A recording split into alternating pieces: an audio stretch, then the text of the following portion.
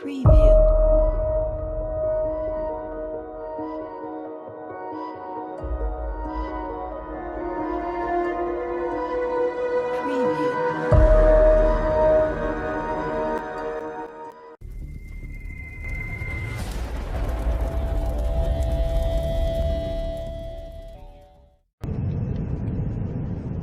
There's been an operating airbase out at the location known as Area 51 since the 1950s, when it was home to the CIA's top-secret SR-71 Blackbird spy plane.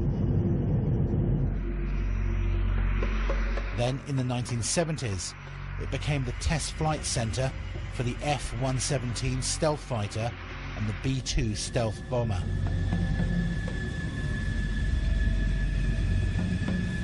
It's fairly public knowledge that we have a super secret facility in the mountains in northern Nevada, referred to as Groom Lake, Area 51 of the Nellis Air Force Base Test Range. It's also been referred to as Dreamland. This is an area that has been known but officially denied for many decades.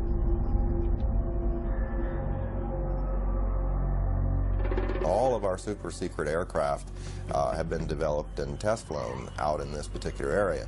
So it only makes sense that if you have something as sophisticated as a flying saucer and the related technology to that, that would certainly be one of the prime locations you'd want to go.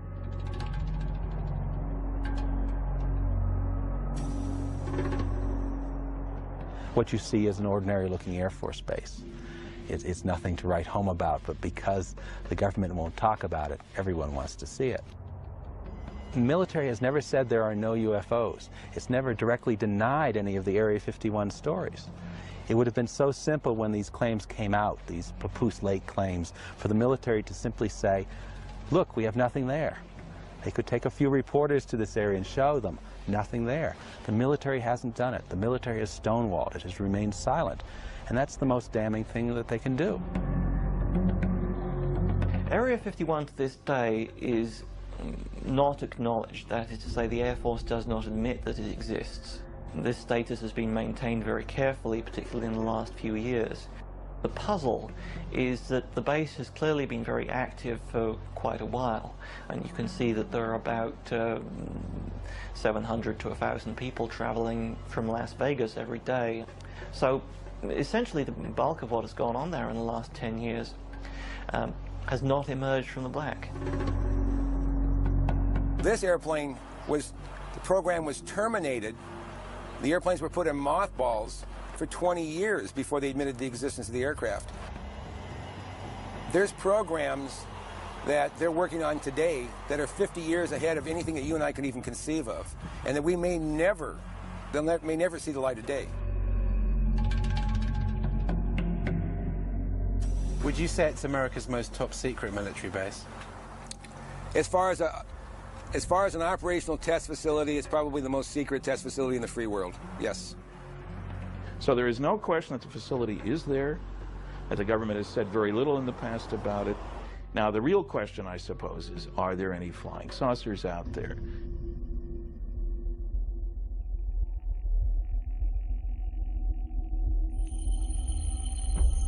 No one had associated flying saucers with Area 51 until Bob Lazar's interview hit television screens around the world. He said that he worked at an underground facility called S4. The top-secret project was codenamed Galileo. They would call at a specific time. For instance, the operator would say, Mr. Lazar, it's now 4:15 a.m. We expect you to be at McCarran Airport at 4:45. Your plane will be leaving at such and such time. I'd drive there, check in, board the plane, and the plane would fly out to Groom Lake. It would land there. I'd get off the plane and wait, and there would be a bus to take me and whoever else is going to S4, Papoose Lake, which is about 15 miles south of there, and then I would check in at S4. Tell me about how you felt on your very first trip out.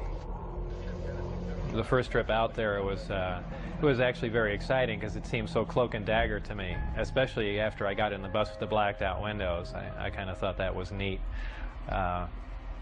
Drove out to the site, and then it was checked in, guards walking around with guns, and I was sure what I was working on was going to be pretty fascinating.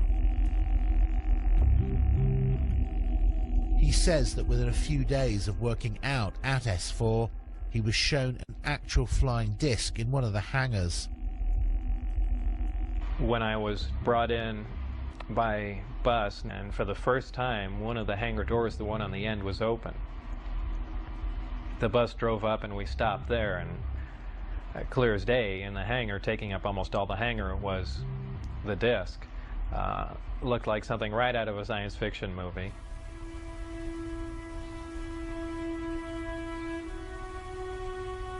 And as I walked in there, I thought, well, this is the new advanced aircraft we've been working on, and this is why people keep seeing flying saucers, because it's ours, and we've just been testing it, probably for all these years.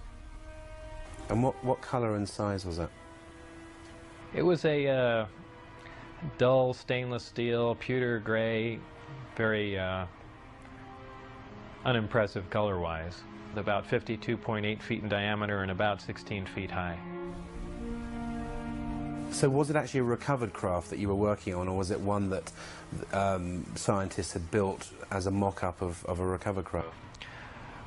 Well, whether it was recovered, given, or what, it was not built as a mock-up. It was an alien craft built on another world. There was absolutely no doubt about that. Lazar claims that he was one of only 22 people who had something called majestic clearance to work on the craft itself. The whole aim of the project was to take these craft, or the one in particular that I was working on, and try and duplicate its systems and subsystems with earthly materials. The work that I did basically entailed back engineering the power and propulsion system, and I opted to start with the power, the reactor that ran the craft.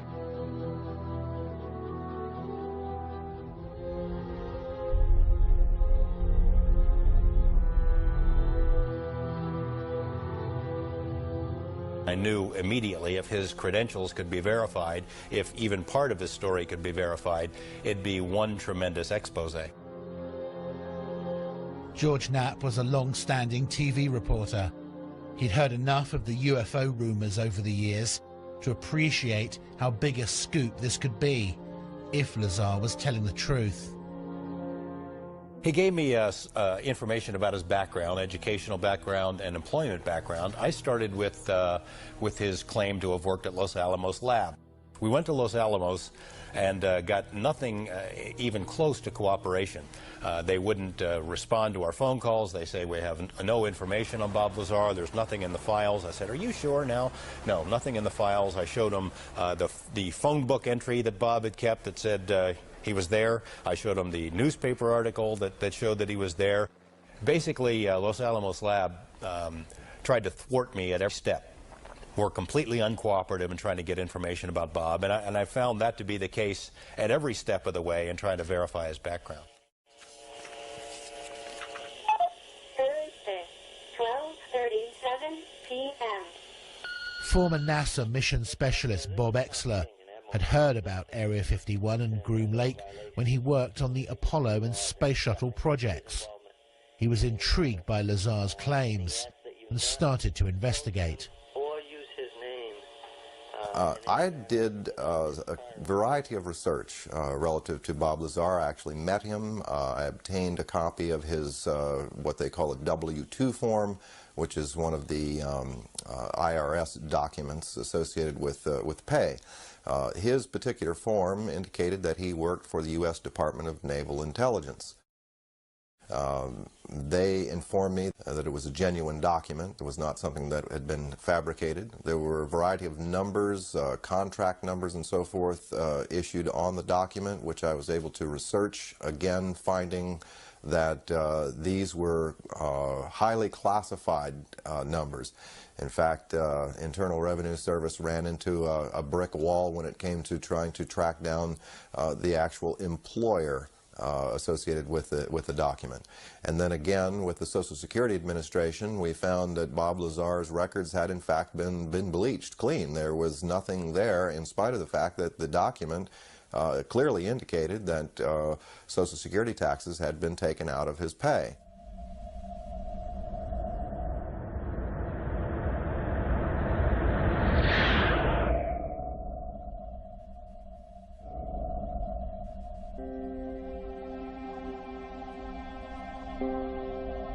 Not everyone who's researched Bob Lazar believes his claims. Stanton Friedman is one of the most respected authors in the UFO field today. He's a former nuclear physicist with top secret clearance and has many friends and contacts in the Black Project world. I've looked at considerable depth into Bob Lazar's claims, both about himself and about propulsion system. Those are fairly elaborate claims. I've talked to the schools that he claims to have received degrees from.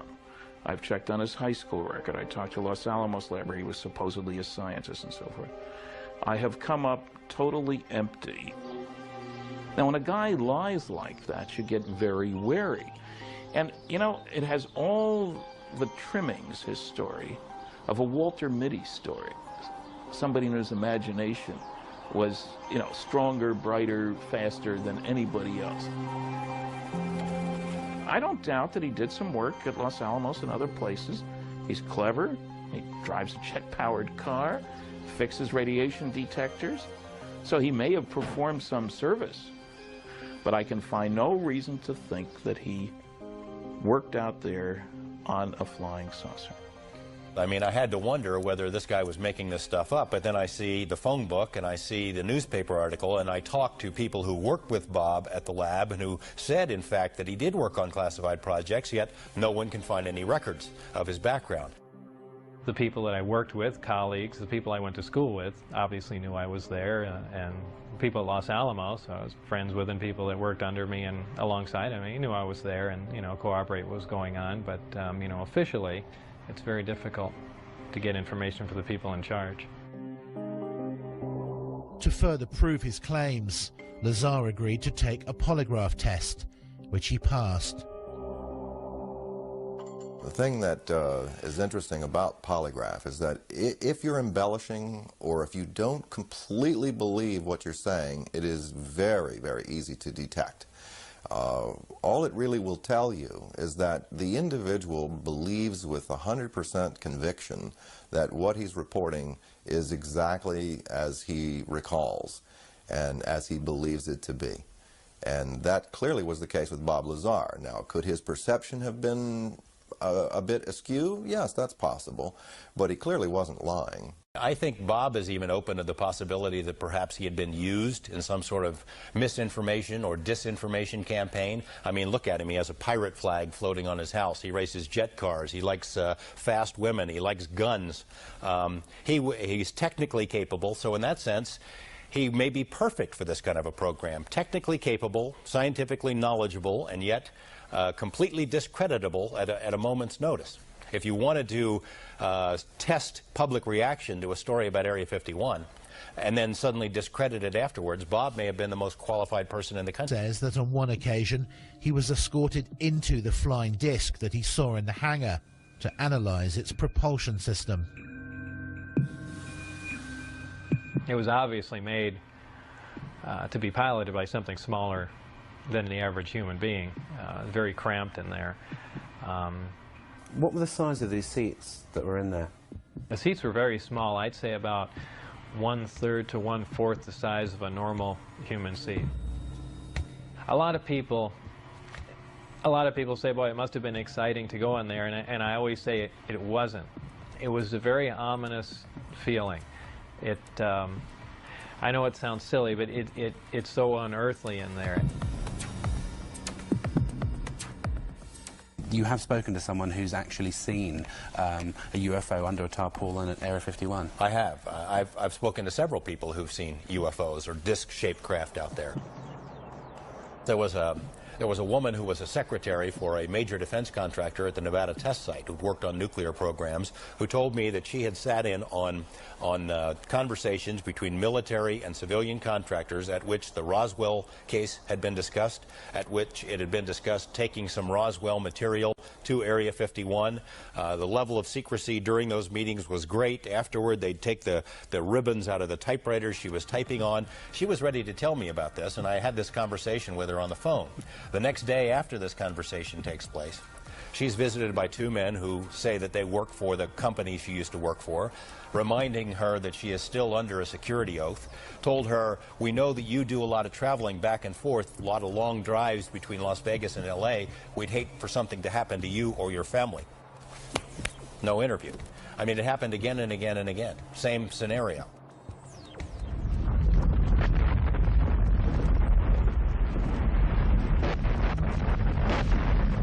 Lazar says that in addition to being shown inside the disc, he actually saw it take off from the lake bed. I was brought into the hangar for one of the short duration tests, and the craft was already outside on the lake bed, and that was pretty much of a marvelous sight. It's a huge thing. It's like seeing a house lift off the ground. You can't imagine the energy involved to do that.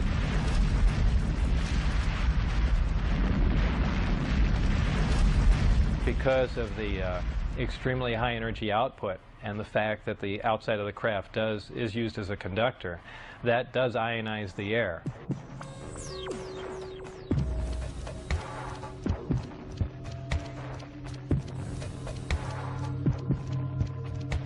And the crafts do, as a byproduct of this, glow at night, much like a fluorescent tube will light up. So, you know, bright, strange, jumping lights in the sky, that does explain that.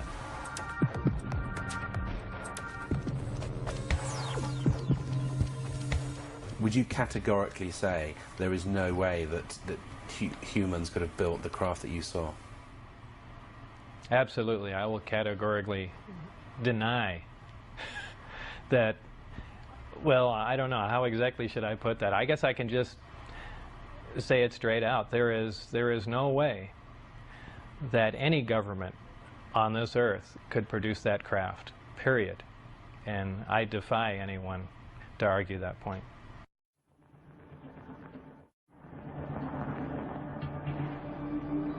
One of the big questions that's hung over this whole story is whether Lazar saw a man-made flying disc and not an alien spacecraft.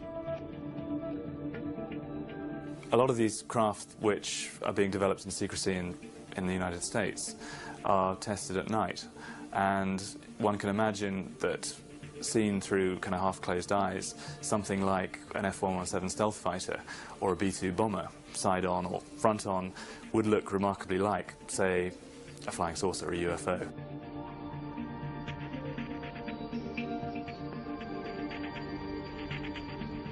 You see an F-117, or you see tacit blue, or you see a B-2.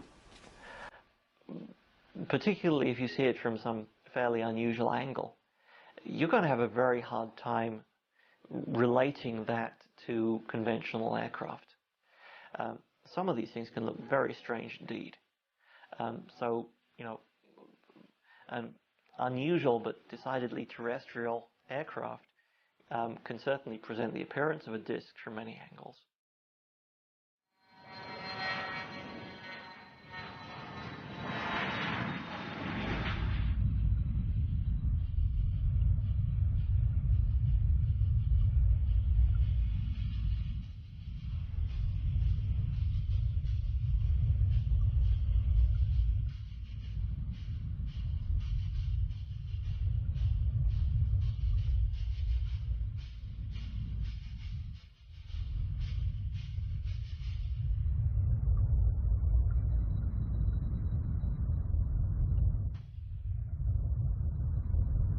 I think for anyone who's been out into the western United States and seen the kind of place it is and let their imaginations run riot a bit, it is possible to imagine in these vast test areas technologies which are highly exotic, highly revolutionary, and would change the way we feel about science today.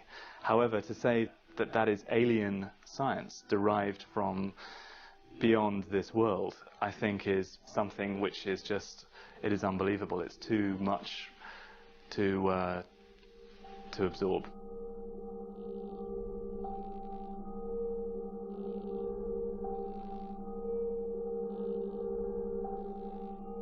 Do you think that some of the truth certainly lies out there in the middle of the Nevada desert at Groom Lake?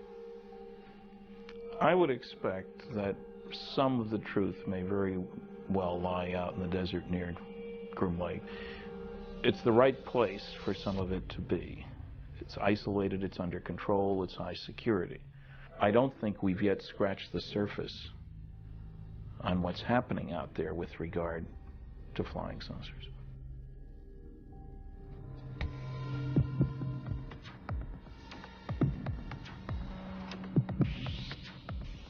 According to Lazar, the craft that they were secretly testing out in the desert at night used an exotic anti-gravity propulsion system.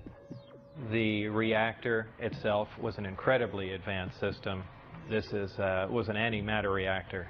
This is something we could only dream of having, something that could put out huge amounts of power that rival several nuclear power plants running at capacity. What happens is a great gravity distortion is created, and you're essentially bending space toward the craft.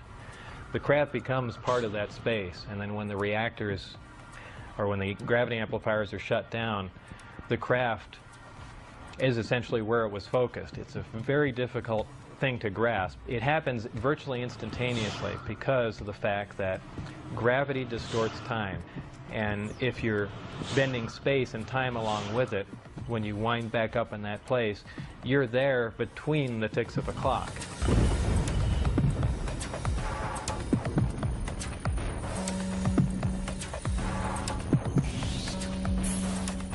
Looking at nighttime video films out in the test site area, we've seen video of craft that were luminous, that would move across the sky as if it was skipping a stone across water, or sort of a sewing machine effect. What we see across the screen are a series of lights, of dashes of light, as the object moves from point A to point B.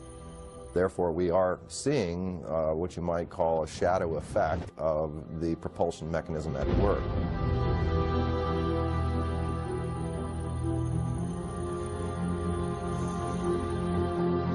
Bob Lazar is not the only person who's come forward and claimed to have worked out at the base on flying discs. Former US Marines test pilot Bill Uhouse worked out at Groom Lake and other top-secret locations for more than 40 years, working for the Pentagon and civilian contractors on a variety of highly classified projects, including, he says, a flying disc recovered from a crash in Kingman, Arizona in May 1953. He said that he'd been cleared to do this interview and to discuss certain information, but asked us not to show his face. What were you actually working on out there? One of the things I worked on was a flying disc simulator. It was designed in New Mexico by a separate staff that built it in parallel with the actual craft that they had intended to fly. The purpose of the simulator was to train pilots to fly this strange-looking craft. That's 6389 Delta, Las Vegas Tower, runway 19 left taxi, in position and hold traffic crossing downfield. Thank you, sir. 89 Delta. Was it a hard secret to keep? It was a virtually impossible secret to keep, but I did play by the rules, and it caused a lot of problems. It caused problems in my family life. I mean, imagine being married at the time and you know, you get a call, you know, perhaps at night, and a strange voice on the phone. Okay, you disappear, you can't tell your wife who it was on the phone, where you're going, and you come back, you know, sometime early in the morning. I mean, what is she going to think? Unaware of where he was going every day and being absent from home for long periods, Bob's relationship with his wife had deteriorated badly. This was seen as a potential security risk out at the base. My wife was having an affair with someone else, so they viewed that as a potential emotional instability, and they no longer wanted me coming out until things were cleared up, either for it, you know, it to break up or heal or whatever. But they, that's what put the brakes on everything there. And did they then stop calling you? Did you get very frustrated about that? Yeah, then I began to wonder, boy, now they've given me all this information and everything's come to a dead stop. What's going on? And that's when I began to be concerned, and then that's when I said, you know, now it's becoming important that some other people know what was going on. As the silence turned from days to weeks, he finally decided to tell his wife and closest friends just what he'd been doing. Were you aware of the security implications? I was quite aware of what could happen, but I was also aware that these guys would go to any extent to keep their secret, and certainly not have someone that was on the inside running around. And I didn't think it was beyond them at all to make me disappear. Whether I mean, who knows? I know it sounds more like a movie, but I didn't think it was beyond their capability to kill me, just to stop the word from getting out. Bob knew the test flight schedule for the discs and took his wife, his best friend Jean Huff, and another friend John Lear out to the desert near the base on a Wednesday night in March 1989.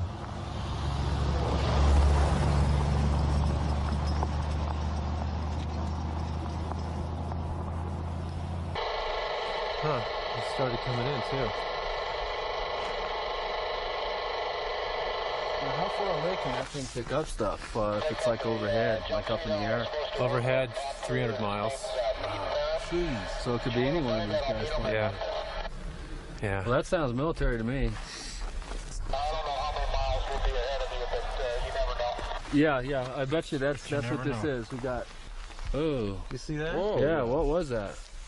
Did you see that light just come on over there? I was looking right at it. Yeah. Here, let me check it out. Right above it was a meteor too. No, there's a steady light. No, it's a steady light that just came on. Any kind of. No, this one right over the range here. It wasn't there, and then I was looking right there, and it blinked on. Very bright. That's brighter than a star. Yeah.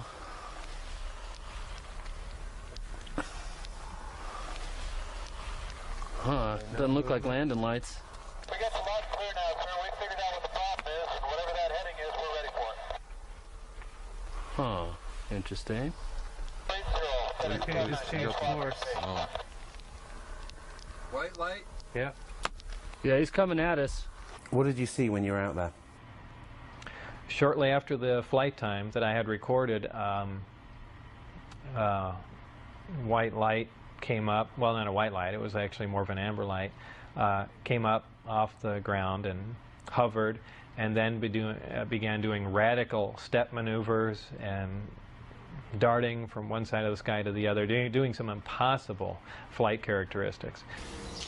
Do you think what you saw over the desert that night was an alien spacecraft? Could I identify it as an ET craft without Bob's help? No, it would have been like I said, an elliptically shaped saucer doing, just doing moves that we're not capable of, but I could not say that, no, this wasn't some advanced Earth technology. We got the light clear now, sir. We figured out what the problem is, and whatever that heading is, we're ready for it. That would be a UFO. It's not blinking, it's not conforming to any sort of FAA lighting regulations, and there you're looking at it. That's like a typical UFO. If it was red, it would be real typical, because that's what most people report, is red lights like that are solid colored. I don't think that's landing lights, because it's curved already and we're still looking at it. Looks like he's curving back. Here he comes. That is a typical military UFO. There you go. Head out there, sir. I heard you say our call sign and nothing after that. Miles will be ahead of you, but you never know. This small group went back to see 2 more Wednesday night flight tests, but on the 3rd trip, they were spotted, caught, and arrested. Bob was taken to Indian Springs Air Force Base and interrogated. That interrogation was about as intense as you can possibly get, right stopping short of shooting me in the head. What were they saying to you? Everything up to and including that, you know, we can absolutely kill you right now and there'd be no one looking for you at all. And I mean, everything. They threatened my wife. They threatened to kill my wife. They said they'd stop at nothing. They said they thought they made that very clear. They couldn't believe that I had taken anyone out there to show them that, much less left with information like the flight test data, and wanted to know what else I had said, who else I had told specifically. They were crazy. They really were. They were completely out of control.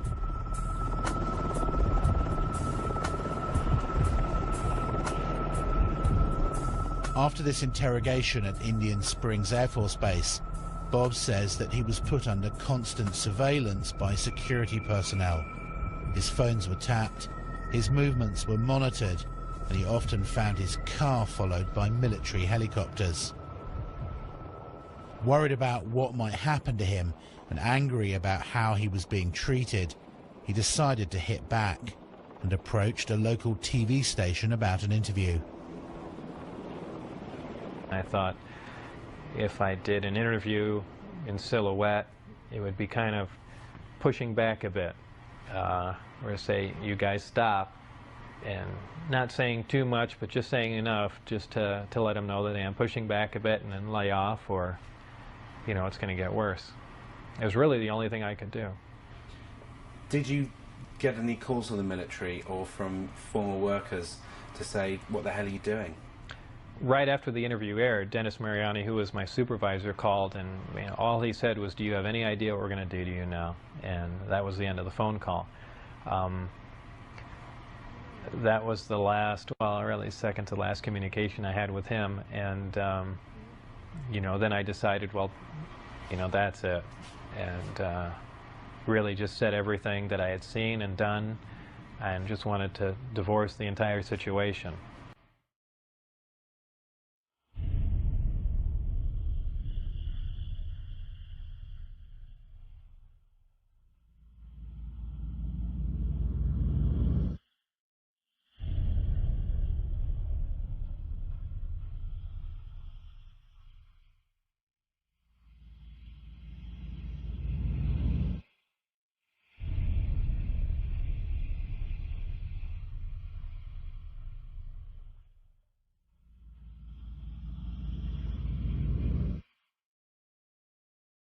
Even now, more than 20 years later, the jury is still out on Bob Lazar and his claims about his work out at Groom Lake. It's a fascinating story which he's stuck to for more than 2 decades, and although many dismiss it as pure fantasy, the fact is that some of his credentials did check out. In addition, his former employers and even the tax authorities were caught covering up and refusing to release information on him. Why would they do that, unless there was something to hide? One thing is for certain, if he is telling the truth, then we're all in for some shocking revelations in the decades to come. Is the government ever going to say, you know, we've been lying to you for 40 or 50 years? Not a chance. I believe they'd stage an event that is much more like what they do. They'll take a big cargo plane or C-130 or something, take one of the old discs that they've, you know, analyzed time and time again and finished with, go up to a high altitude and push it out the back and then go fly away and say, oh, look, the first disc has crashed. You know, here's a flying saucer. I mean, I can almost guarantee that's the route they'd take. There's nothing on the radar on the other... Certainly there are a lot of questions about Bob's background that have not been satisfactorily answered. But there's too much that Bob knows, I think, that couldn't be explained any other way. He knows about the layout of the base. He knew about people who were involved in security checks. He knew when and where the test flights were going to take place because he took people out there 3 weeks in a row and they videotaped the tests. How did he know this stuff if he, in fact, did not have some kind of inside knowledge? Do you think he'd make a good conduit of information? I mean, essentially a patsy. Yes, I do. I think it's quite likely that Lazar was set up, perhaps to knowing that he would give out this information. It's likely to be a very long time before we discover what is actually being done out at Groom Lake now. They seem to wait anything from 15 to 20 years or more after something has been retired before they acknowledge its existence. This airplane was built, designed almost 40 years ago. 40 years before that, the hottest thing flying was a Seversky P-35. 40 years before that, it was a balloon. So the technology has not stood still. So there's a very good possibility that we are looking at man-made transportation for the 21st century. It's been so hopelessly polluted that I'm not sure we will ever get to the bottom of this story, and that's sad. I suspect that whatever was out there, discs, alien or not, had now been moved to some other location, and we may never find them again. There might have been reason 40 years ago to believe that people couldn't handle the idea of alien visitation. I don't think that's true anymore. I think we're far more sophisticated now. Do you regret having screwed up at S4 and taking your friends there and blowing your security cover because you could still be working on UFOs today? Yes and no. Yes, at times I'd like to be able to go back in time and played along with the game and not have done anything, and perhaps to this day still be working on them, because I did feel privileged and it was fascinating work once you can get around all the oppressive military security, and maybe we would have stumbled on something, and yeah, it would have been fascinating.